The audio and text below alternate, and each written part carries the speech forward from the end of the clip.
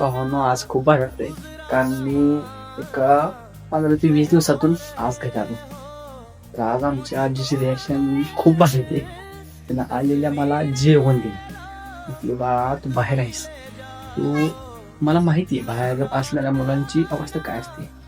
तू एक वेळेस जेवण केलं नसेल लाजून, पण लाजायचं जाऊ दे म्हटली. ती म्हटली बाहेर गेल्यानंतर मुलांना कसं असते की खाऊ वाटत नसते, लाजते, काय काय मुलांना मिळत नसते. तर तू स्वतःच्या हिंदी मेस लावली. मेस म्हणण्याच्या ऐवजी ती आपल्या घरातले पाहुणे त्यांच्या घरात तू लावलीस.